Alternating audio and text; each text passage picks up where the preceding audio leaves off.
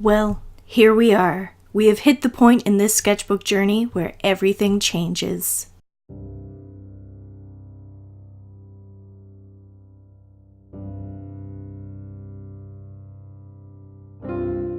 Oh hi, I'm Ley and welcome to my art channel. This is a tour of sketchbooks and loose art from 2003. That's right, loose art. This is the year when I decided against sketchbooks. I wanted to use clipboards and binders. I would tuck art in the pages of hardcover books. And of course, I put dates on very little of it, so it's going to be fun trying to figure out what happened what year. I'm going to try my hardest. We start in February because, in case you haven't seen any of my other sketchbook tours, I'm missing sketchbooks. Mom would say they're in her basement because she'd really love me to clear out all my stuff from there. Sorry, Mom. This character you'll see in another few pages, but she's my Farscape fan character. That whole dress attached to a garter idea may seem really impractical, but if you've seen any Farscape character, especially Scorpius and Jewel, you'll know they tend to look like they just walked out of a BDSM club. There was a random rainbowy dragon on the last page, and here's another random fantasy character. Here's my Farscape character again, whose name was Jirin. Strangely, as proud as I was of her design, I don't think I ever drew her again. The girl with the feather pen was redrawn and used as my logo for quite a while, quite recently. The original was one of my favorite pieces for a really long time, and it's also something of a self-portrait. If I was a personification of death who dressed in Gothic Lolita, that is. And here is my first ever picture of expiry date and her goldfish companion, Milk.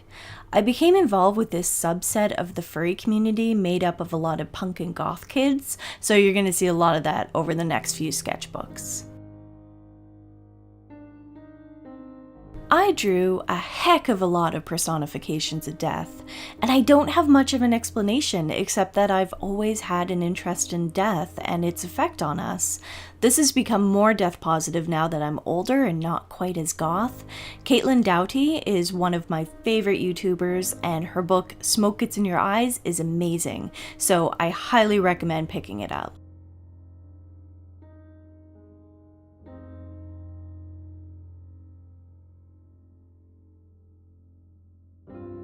That last sketchbook brought us from February to April, and as my wee little writing indicates, this one started then and went to the beginning of May. I'm so glad past baby Ley started dating things better, because my first few sketchbook tours were so rough for telling what was drawn when. I'm fairly certain these two characters are meant to be crows, as in the Crow comic book and movie series, which is forever one of my favorites. Audrey was an art friend I believe I met through DeviantArt, and a lot of her style influenced mine.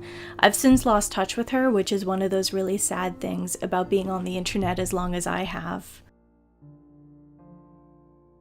So, most of my furry characters, expiry date, negative space, and so on, are part of this world I created and this story I never actually wrote called Lick the Dust. I know, it's all about as goth/emo as you could possibly get. Hamartia, the purple fox with the hole for a stomach, has since been resurrected in a horror novel I wrote and am currently editing. The ideas you come up with as a teenager can be really brilliant seeds for future concepts, which is why I'm such a huge fan of trying to save and document everything. Even the silly ideas might have something unique or interesting that you could use later on when you're older and more skilled.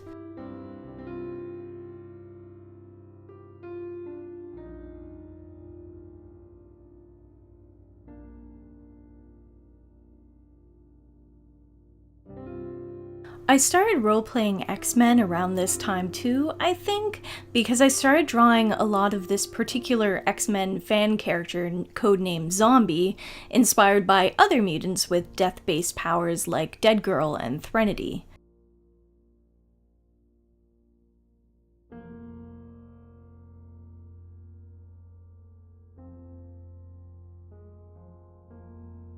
More of me randomly drawing things upside down. I have no idea why I did that, but current Ley does not appreciate past Ley's attempts at being random.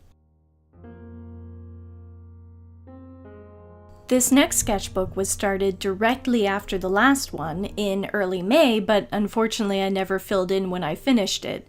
Probably because it was never actually finished. There's only about 4 pieces in the whole thing. I ended up tearing out the art and taking off the cover, so I have most of a sketchbook left that I could use for whatever.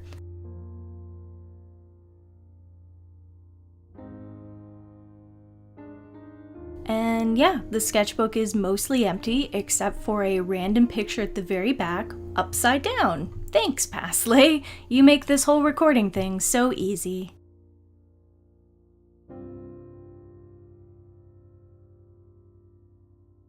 Now we're getting into the loose art.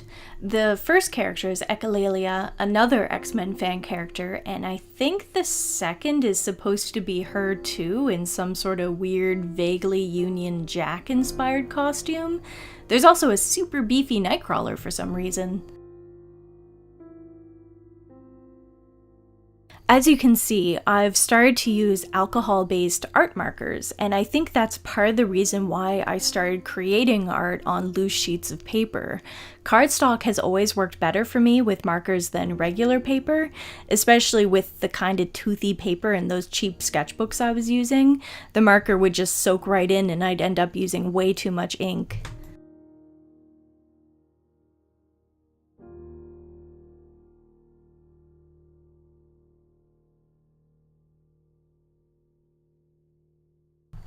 I started my marker collection as a teenager with Letraset Promarkers, which are now branded by Winsor & Newton, but at the time they were the cheapest Copic alternative. And then I saved up my money from working at a local movie rental place and bought myself a 48 set of Prismacolor art markers off of eBay. I remember they were advertised as new, but a few of the markers ran dry super fast, so I'm pretty sure they were actually used. Also, you can probably tell I have no idea how to blend at this point, and it didn't help that I only had markers with chisel and bullet nibs. I definitely recommend markers with brush tips, as you can get a far better blend. There's a lot more marker art in my next sketchbook tour, which should be up in a couple of weeks. Please subscribe if you'd like to see more art tours, speed paints, and tutorials from me. And hit the little bell icon that appears after you sub to get notifications every time I upload. Thanks so much for watching, and I'll see you in my next video. Bye!